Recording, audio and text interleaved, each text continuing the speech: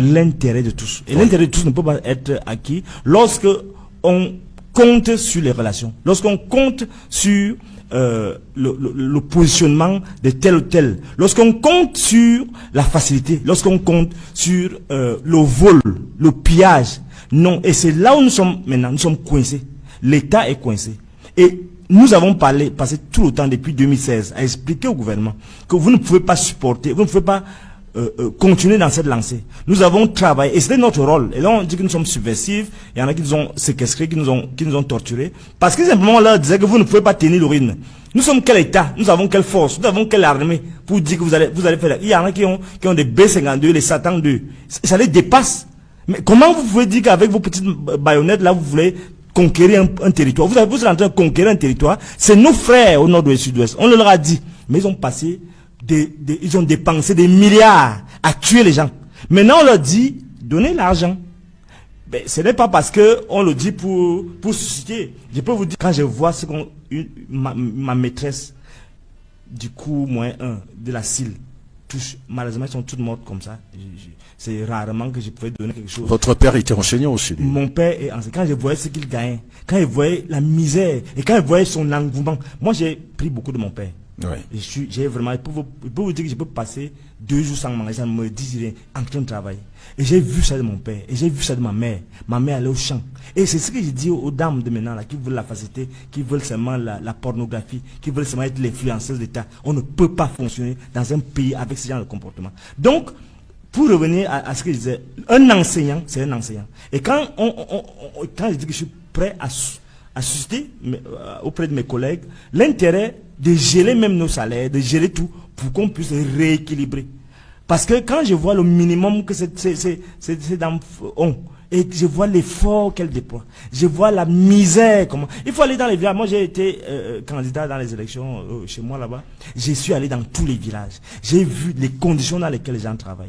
Et vraiment, mon frère, il faut qu'on revoie tout le système. Il faut une refonte, les assises nationales de l'éducation dans ce pays pour qu'on puisse, au-delà de la question d'argent qui vont de soi, ce pays se gâte. Et je le répète maintes fois, on ne peut pas avoir un pays, un enseignement supérieur, une université, où le président de la République, pendant 40 ans, n'organise pas le conseil de l'enseignement supérieur de la recherche scientifique. Vous en parlez depuis un moment, mais malheureusement vous êtes inaudible. Non, je ne suis pas inaudible. Ils le savent. Ils savent qu'ils vont sur le mur. Et quand ça va arriver, ils sont seulement occupés à vouloir tuer les gens. Quand ça va arriver, ça sera trop tard. Notre rôle, c'est la philosophie, c'est la lumière. On ne peut pas me corrompre pour ne que je ne dise pas la vérité. Ce n'est pas possible. Il ne faut même pas s'imaginer ça. D'ailleurs, je leur lance un message. Ça ne sert à rien. Il faut qu'ils comprennent que moi, mon grand-père, mes gens m'ont formaté à être un esprit. Donc ça ne sert à rien de vouloir me museler. Ça ne peut pas marcher ou bien me corrompre. Je leur ai dit jusqu'au sommet de l'État. Je peux quand même vous dire que j'ai eu la chance, à un moment donné, lorsque j'ai eu cet incident avec Bankoui, que des gens, là-bas aussi, je ne sais pas qui, m'ont envoyé tout leur numéro de téléphone, sauf celui du président de la République. Donc je leur parle, je leur écris, je leur dis que vous ne pouvez pas vous en sortir dans ces conditions-là. Même si aucun ne veut me recevoir, pour que je lui dise la vérité en face. Je vous dis tous. Donc voilà, on ne peut pas fonctionner dans un pays comme ça. Il faut que, moi je leur lance un appel. Ça ne sert à rien de vouloir continuer dans cette dynamique. Nous allons droit au mur. Nous ne voulons pas, et c'est ça le différent que nous avons, que j'ai parlé avec mes proches, notamment mon complice, Baïbek. On s'entend pas sur ces modalités-là, parce que on a dans quelques jours, je le dis aussi en exclusivité, dans 2 jours ou 3, je vais faire une lettre ouverte à Jean Baïbek et à tous ceux qui supportent encore Paul Biya. Une lettre qui va vous donner le fond de ma pensée. Parce que j'ai eu le recul. Je n'écris pas beaucoup depuis cette j'ai eu un gros choc avec la mort de ma mère. Bon, mais d'ailleurs, merci pour vous. Pour ma fille. Je vous dénonce ici parce que vous avez été l'un de mes soutiens comme ça. Un modeste soutien qui vient juste du promoteur de la chaîne de Mon Radio, Monsieur Fabien Monefou. Ah, merci à lui. Donc vraiment, j'ai eu le temps de m'asseoir et de réfléchir. Non, je leur dis, ne dites pas que je suis dans l'empressement, je suis dans l'insurrection, je veux un coup d'État. Non. C'est-à-dire que ceux qui font là, c'est un coup d'État. Et il faut qu'ils s'épargnent la colère, même du Dieu, parce qu'ils croient qu'ils sont tout puissants. Un pays ne peut pas fonctionner comme ça. C'est-à-dire que les gens, c'est même pas seulement les ministres. Il faut aller voir les inspecteurs des impôts, il faut voir les douaniers, il faut voir les commissaires, il faut voir les magistrats. Mais c'est quoi? C'est quel est ce pays-là? Mais les gens volent comme des souris et les gens ils sont indignes. Un commissaire, un magistrat, c'est les gens qui devaient prêcher par l'exemple. Alors, donc il faut refonder ce pays. Bien avant vous, Fridolenké, oui. Des jeunes se sont levés pour parler comme vous parlez aujourd'hui. Quand j'en parle justement, je vois, enfin, je vais dire, ceux qui ne sont plus des nôtres au jour d'aujourd'hui. À Tebayene par exemple, je vois Guy Parfait Songhai qui en son temps également a levé la voix pour dénoncer ce qui dysfonctionne dans notre société. On peut également par extension parler du maire de Djobé Pendia, Paul-Héré Kingé, qui lui dénonçait également les dysfonctionnements de notre société. Malheureusement, on a comme l'impression qu'ils sont partis très tôt. Vous n'avez pas peur également de partir aussitôt, suivant justement ces jeunes aînés qui sont partis. Pourtant, ils étaient sur le champ de la dénonciation sociale comme vous. Je vais vous dire deux choses. Première chose, ma fonction sociale, c'est de tuer la peur. Et je l'ai dit à mes proches encore, c'est que lorsqu'on s'élève comme intellectuel, on se sacrifie pour le peuple, en fait. C'est pourquoi, lorsque mes complices, entre guillemets, me disent que, oh... Jean Baïbek, par exemple, un de tes complices. Tu sacrifies ta famille, tu sacrifies... machin. Non, ma fonction, c'est sacrifier tout pour que triomphe l'homme camerounais. Vous savez, il y en a qui ont fait ça avant moi, hein, tous ces grands, les Socrates, les Oumniobé, dont ils disent là qu'ils sont les fidèles. Moi, je n'ai cité que ceux de cette génération, en fait. Je reviens pas en arrière. Oui. Ils se sont sacrifiés. Est-ce qu'ils n'ont pas pensé que non, ils avaient une femme et des enfants? Non. À un certain niveau, lorsqu'on voit l'état de la société, lorsqu'on arrive à ce niveau de décrépitude, s'il ne se lève pas un homme en toge pour prêcher, pour inciter au bon sens, pour inciter au goût, parce que les gens ont perdu le goût. Les gens sont dans les turpitudes, dans les petits trucs de secte, dans les petits trucs de sodomie, dans les petits trucs.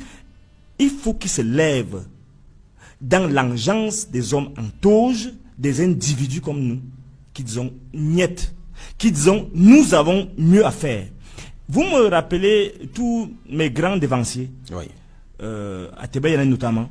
Les autres, bon, on peut, paix à leur âme, on peut dire ce qu'on peut dire d'eux, mais ils l'ont fait parce que c'est dans les tripes. Là, vous me voyez assis là. Même si c'est quel général, je ne vois rien qui puisse m'arrêter. Même si on arrive dans les situations où on me donne 1000 milliards, parce que j'ai même d'abord les problèmes pour compter l'argent. Je ne vois pas qu'est-ce qui peut me dérouter de cette trajectoire. Et il faudrait qu'on inspire la jeunesse. Moi, ce qui me préoccupe, ils croient que je suis préoccupé par eux. Je suis préoccupé par ceux qui me suivent, là, les jeunes qui me suivent. Parce que c'est eux qui vont rester, advenant quelque chose qui va se passer. On doit changer notre façon de fonctionner. Mais vous mettez en garde pas mal de gens, vous comptez sur vos parents de la Léquier, non? On l'a vu quand même dans l'affaire Bankui, Fridolenké. Non, je compte pas sur mes parents. En fait, je compte sur la puissance de la vérité que j'incarne. Oui. Et je sais que ils vont pas me tuer sans conséquence sur leur régime. Je peux le dire très calmement. Ils ne vont pas me tuer sans conséquence pour leur régime. Je ne dirai pas plus. Mais vous pouvez quand même vous imaginer qu'après après qu'on m'a kidnappé, c'est là où j'ai compris effectivement que je peux être utile dans la Ligue parce que je suis passé par beaucoup de mains. Et je leur dis, je profite de l'occasion pour dire merci à ces... Vous avez fait des rites de protection. Je dis merci à ces... D'ailleurs, vous marchez désormais avec un chasse-nez. Non, il y a des attributs. Il y a des attributs dont j'ai bénéficié, je n'en dirai pas plus, mais c'est là où je comprends qu'effectivement, nous sommes dans la vérité. Un étonne n'est pas dans le faux. Il faut faire comprendre ça que nous, étonne, nous sommes des gens fiers et dignes et On ne peut pas rentrer dans ce genre de choses. Et c'est lui, Bia, qui a dit qu'un ami, il est venu chez nous 2 fois, officiellement, à la Léké. Il est parti où comme ça? Parce qu'il reconnaît. Et quand je lui dis ça, il dit, si vraiment tu dis qu'ils sont des amis fidèles, l'amitié va finir. L'amitié m'est déjà finie. Parce que vous ne pouvez pas faire les choses que vous dites là que vous voulez gouverner avec cette façon de faire fonctionner là. Ça nous fait honte. Parce que nous allons tous porter cet héritage là. On va dire que, voilà les Betty, Boulou, et Kang. D'abord, je ne veux pas rentrer dans le débat tribal. Mais voilà, on va porter ça. Et ils nous font honte. Chez les Ekans là, les choses qu'ils font là-bas, la présidente là, c'est une honte. C'est pas comme ça qu'on gouverne. S'ils veulent s'amuser, on s'amuse pas comme ça. On leur a donné confiance pour gouverner ce pays. Et il n'est pas question qu'ils laissent le pays comme ça. Il n'est pas question que Paul Biya laisse le pays comme ça. Et qu'ils ne s'avisent même pas qu'on va s'interdire de le lui dire. C'est une trahison. C'est une trahison. Nous allons droit au mur, et il est là, il s'amuse avec les gens. Il a dit qu'il va les punir. Il va punir qui? Il peut punir qui? C'est les mêmes individus qui sont en train de narguer les autres. Narguer les gens, arrêter les gens partout. Et dire que c'est les Bamileke qui font les machins. Ils poussent les tribus les unes contre les autres. Et c'est ça gouverner. On ne peut pas accepter que ça. Nous sommes à bout. Regardez la Léké. Il a fait quoi la Léké? Je demande aux gens de la Léké, il a fait quoi là-bas? On ne peut donc pas laisser un pays comme ça parce que les gens vont venir t'arrêter, te tuer. Tuer, ça fait quoi? Bon, monsieur, ils vont résoudre quel problème si on me tue maintenant? Si maintenant quelqu'un me tue, il va résoudre quel problème? Il faut qu'il m'enterre. Le plus dur, c'est m'enterrer. Je le répète. Oh, dans ces conditions, je suis déjà un esprit. Je suis déjà immortel, je fais partie des immortels. Donc, les questions de peur, vos histoires là, je suis au-delà de l'ordre. Ils auront réussi tout au moins à vous faire taire. Non, on ne peut pas me faire taire. On ne peut plus me faire taire. C'est dans la tombe même que je vais parler plus. C'est de la philosophie que vous faites. Non, c'est la vie. C'est la vie. Je vous explique la vie. Parce que ils sont dans les petites initiations, les petits trucs là. Ça, c'est des embrouilles. La vie est simple. Et quand on comprend ça, on s'élève. On est là, pas là dans les petites conservations du pouvoir, les gens qui vont venir après bien, s'ils n'ont pas compris qu'il faut se sacrifier pour un peuple, et qu'ils vont se sacrifier, s'ils ont compris seulement le pouvoir, c'est juste profiter des facilités, des honneurs, du prestige. Ils vont même pas faire 5 ans. Ils n'ont même pas fait un mandat. Il faut qu'ils comprennent que le pouvoir, c'est le sacrifice. Et être au pouvoir, ça veut dire que tu fais don de toi. Le don de soi là, c'est que tu épuises ton énergie, tu épuises ta chair, tu épuises ton temps, tu épuises même ton avenir pour que triomphe un pays que tu auras contribué à construire, à bâtir de tes propres mains. Et c'est ça à rentrer dans l'histoire. On ne rentre pas dans l'histoire en tuant les gens, en créant la zizanie dans un peuple. On est maintenant le nord-ouest, sud-ouest. Nous sommes déjà, nos frères, on les a perdus. Pour les récupérer, il faut des années. Il faut une didactique. Comment une nouvelle, on les a perdus? Ils sont partis. Vous ne croyez qu'ils sont encore là? Où? Ils sont partis. Ils sont dans la tombe, ils sont dans la brousse. Ils sont en train d'être massacrés par une armée qui fait son travail, certes, mais qui n'honore pas les pères fondateurs de ce pays. Comment on va faire pour récupérer nos frères qui sont dans la brousse, qui sont déjà partout, qui sont disséminés? On a créé un désordre total là-bas pour qu'à la fin, on puisse provoquer l'exode et qu'on les assimile par la force. Ce qui se fait là, ils croient qu'ils sont plus intelligents que les autres. On veut assimiler ces gens par la force en les obligeant à venir dans les partis francophones. C'est plus que du cynisme, c'est du satanisme. Vous êtes en direct de Beau Radio sur nos différentes plateformes, notamment Facebook. Madame, Monsieur, vous pouvez bien sûr vous connecter et vous abonner. Pardon. On peut également lire, si vous avez des questions à poser à Frido Lenké, vous pouvez également écrire sur notre page Facebook. On va justement en parler sur ce plateau. Alors Frido Lenké, merci infiniment. Vous êtes en onde courte sur les 87.7 FM. Partagez le direct. Nous avons déjà passé pratiquement 45 minutes ensemble, un peu plus de 45 minutes, pardon.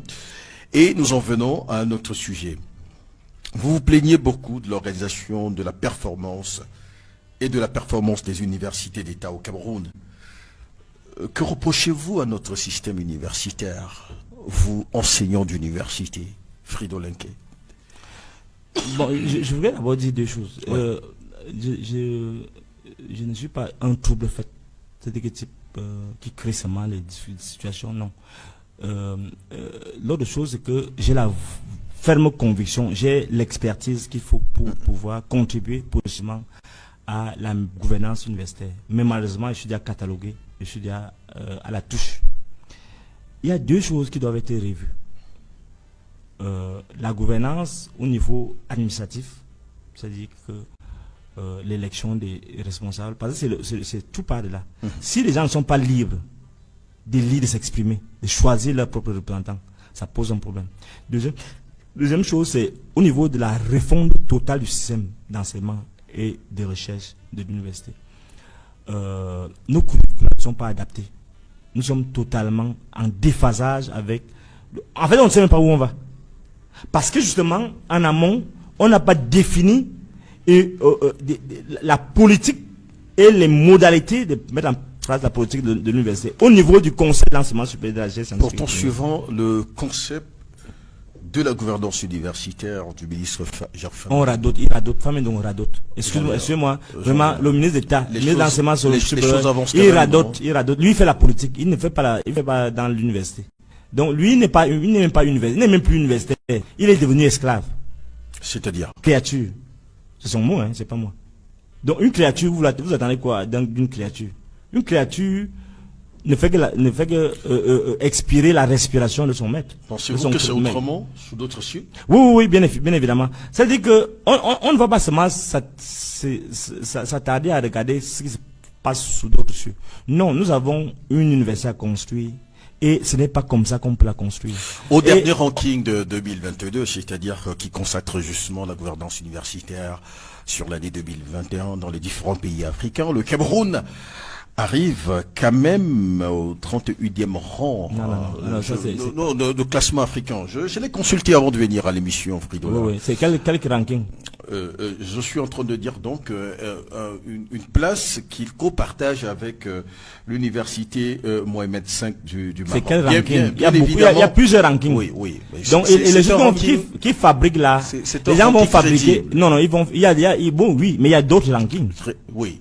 Où il est même pas classé parmi les 200. Non. Bien parmi les 100. Non. Non, nous sommes laissés évidemment que sur le plan mondial, est zéro. Sur le plan mondial, le Cameroun non, pas mondial, africain. Non, nous ne sommes même pas à côté. Sur les 200 comment? Vous savez pourquoi? Il y a combien de pays? Vous savez pourquoi? Non, c'est pas question de pays, c'est pas je vais dire, il y a combien d'universités sur le continent? Vous savez, on ne peut pas savoir. Mais ce que vous voulez dire, ils font souvent le ranking sur, ils sont 31e en fait. Après, nous ne pouvons même pas être centième. Laissez les fabrications que les gens vont donner l'argent pour fabriquer. Ils vont jusqu'à ce niveau alors finalement. Non, ils vont jusqu'à là, ils vont fabriquer les rankings. Quand on se plaint trop, ils vont fabriquer les rankings. C'est les malhonnêtes. Les gens qui gouvernent ce pays, l'université camerounaise, c'est les malhonnêtes, c'est les voleurs, c'est les pilleurs, c'est les bandits, c'est les malfrats. Je le dis vraiment tout calmement, hein, et j'assume ce que je dis. Regardez ce qui passe avec les ordinateurs. C'est-à-dire que les gars sont ils tuent l'école. Ils tuent l'école. Vous me parlez des rankings. On ne peut même pas avoir quelque chose pour être des rankings. Parce que pour avoir un ranking, pour être bien placé, il y a toute une structure, il y a tout un ensemble de choses.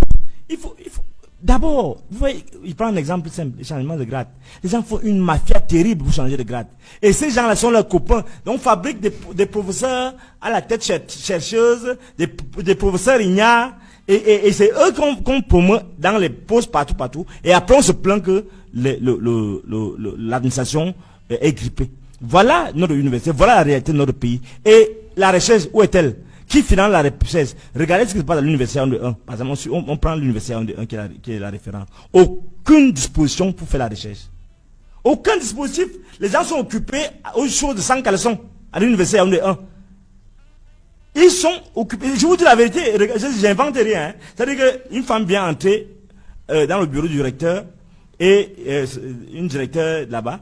Et le bonhomme, il travaille et après sa femme arrive et il commence à bagarrer. Vous parlez de qui? Le recteur Soso. Oui. Donc les gars sont occupés à faire des 100 caleçons. Et après, il dit il enlève l'orthorase à la concubine, on appelle ça, à la coépouse de sa femme. Bref, une histoire bizarre, une fausse histoire. Nous, c'est ma femme. C'est-à-dire que c'est Madame c'est la liquée. Le gars se permet donc de faire n'importe quoi et il lui retire le doctorat. C'est-à-dire que de manière illégale comme ça. C'est-à-dire qu'il n'en a pas le droit, monsieur. C'est-à-dire qu'il faut que le jury, il y a une façon de fonctionner. C'est pourquoi je dis que c'est les malfrats. C'est les malfrats. Et je le dis vraiment avec beaucoup de retenue. Mais là, on dit que je suis excessif. Non, je ne suis pas excessif. Je suis juste lucide.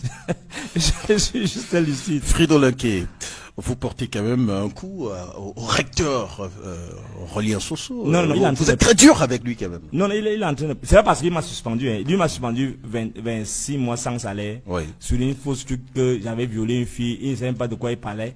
Il devait régler une affaire avec Baïbek. Ils sont venus me rechercher parce qu'ils disaient que je suis un peu têtu. Ils m'ont récupéré. Ils ont dit que j'accompagne Baïbek. Moi, j'avais rien contre lui. Donc, c'est lui qui a commencé. Il m'a suspendu. Pour moi, c'était fini. J'ai même encore, à un moment, on s'est même entendu encore. Hein. On s'est entendu. Avec Sosso. Avec Sosso. Vous avez même partagé un moment de... Un petit moment de répit. Oui. Et c'est moi qui ai fait. Je peux le dire. Avec un morceau de viande aussi. Non. Je ne peux pas manger avec lui. Bon, pourquoi vous avez peur de lui? Non, j'ai pas peur. J'ai peur de personne. En fait, mais il faut que tu mérites que je mange avec toi quand même. C'est pas parce que je suis très fort, mais c'est que je suis la lumière. Je me dis que je suis la lumière, donc tu dois venir chercher la lumière. Les gens doivent venir chercher la lumière. C'est pas moi qui vais venir prendre les petits trucs chez eux là. Non. Ils n'ont rien. Ils sont pauvres. Mais je vais à pied. Hein. Bon, alors, c'est moi qui ai fait, je peux le dire en exclusivité, c'est moi qui ai permis que les deux se parlent encore. Baïbek et lui. C'est moi qui ai organisé la médiation. Donc, je suis un peu rentré dans une petite complicité parce qu'il leur a dit non, vous ne pouvez pas faire ça, ça fait honte. Vous êtes des grands professeurs, vous rentrez dans des petits trucs. Je leur ai parlé et ils m'ont quand même compris. Bon, alors, ça c'est une... Mais là, le problème c'est quoi? C'est que il est en train de perdre juste le nord. Vous parlez quand même avec diplomatie. Oui, ça m'arrive. Et c'est quand on m'entend plus que... Mais ça, personne ne médiatise ça, mais je ne dis pas ça. Oui. Bon, alors, ce qui me pose problème maintenant, c'est que il est en train... Il est incapable de se comporter comme un bantou.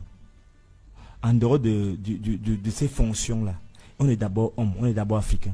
Tu as eu des problèmes avec une fille, des femmes sont venues bagarrer dans ton bureau.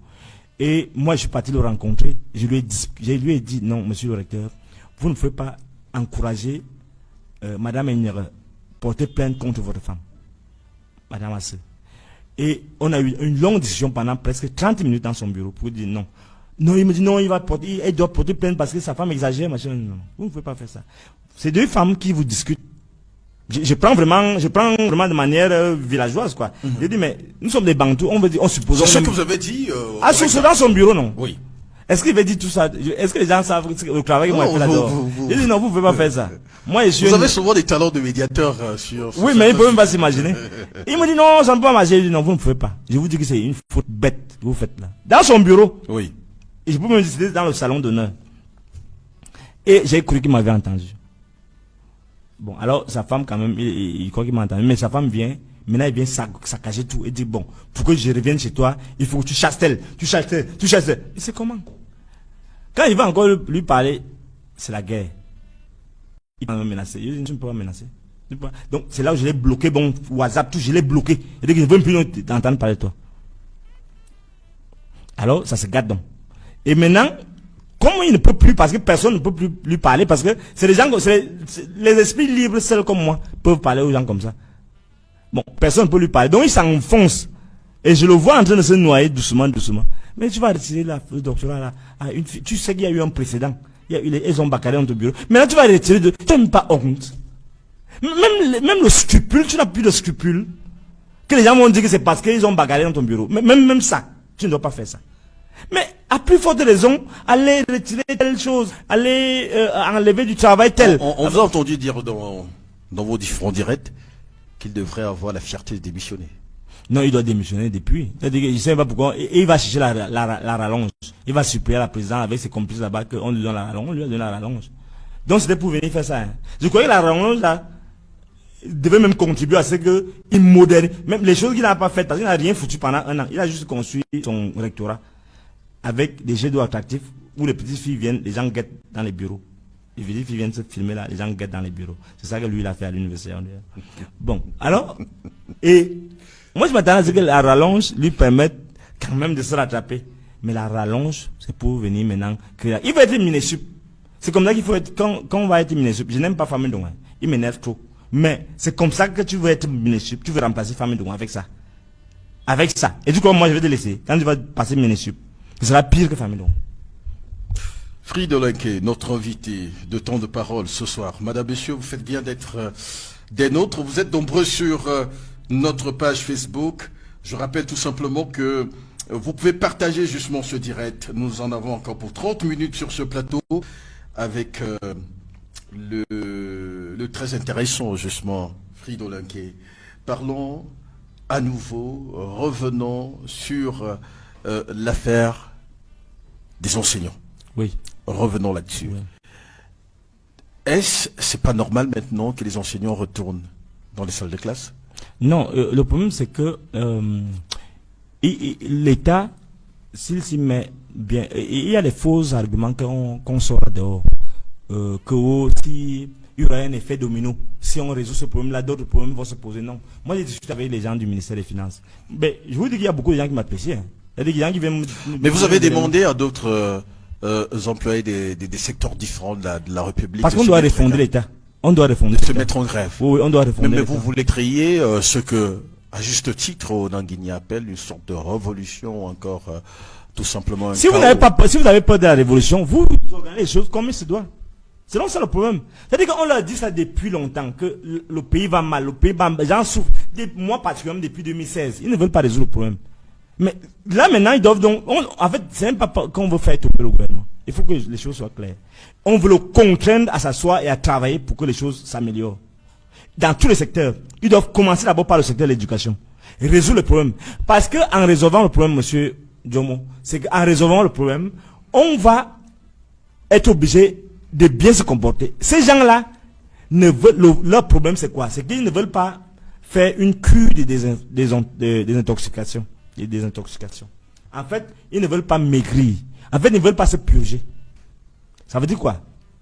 Ça veut dire que les gens sont déjà dans des habitudes de pillage de l'État et ils ne veulent pas laisser ça. Vous voyez la guerre qu'on a reçue sur l'Est. Parce qu'on ne veut pas appliquer la décentralisation. Ce qui devait résoudre... Moi, je ne suis même plus au niveau de la décentralisation. Ça ne peut plus marcher. On est déjà au niveau du fédéralisme. Obligé. Quel que soit ce qu'ils vont raconter là, on va au fédéralisme. Parce que la décentralisation, ça ne va pas donner. Donc maintenant, ils ne veulent pas faire une cure d'amaigrissement. Parce que, en laissant les régions, au moins s'ils avaient fait ça, vous savez que beaucoup de secteurs de l'éducation devaient maintenant incomber aux régions. Donc, l'État allait être plus soulagé de laisser les régions gérer les collèges, un ensemble de choses, peut-être l'université devait rester à l'État. Mais les gens sont en train de nous perdre du temps parce qu'ils ne veulent pas lâcher du lest. J'ai eu un entretien avec l'ambassadeur d'Italie au Cameroun, Filippo, l'ambassadeur d'Italie au Cameroun, le tout nouveau, qui disait justement que la décentralisation en Italie a pris également un peu de temps. Non, ça c'est depuis 1996. Ça a pris un peu de temps. En Italie, justement, ça a pris un peu de temps et que, évidemment, ils comprenaient un peu le cas du Cameroun. Ils n'ont rien à comprendre. Ils n'ont rien à comprendre parce que, même avant 1996, 96, ça fait combien d'années? Ça a quand même beaucoup d'années. Et jusqu'à présent, il n'y a presque rien qui est fait. Juste, quelques subsides aux régions là pour leur fonctionnement. Mais les gens ne veulent pas laisser l'argent aller sur le terrain. Ils ne veulent pas. Ils veulent que tout soit géré par les gouverneurs comme d'habitude, les préfets, c'est toujours la bande de voyous. Excusez-moi du mot. C'est-à-dire que les gens sont dans une logique, ils ne comprennent même pas que le pays est en danger. Et qu'ils doivent lâcher, que le pays doit respirer. Qu'il faut que les régions ne soient pas juste des noms. Qu'ils aient le pouvoir de résoudre le problème.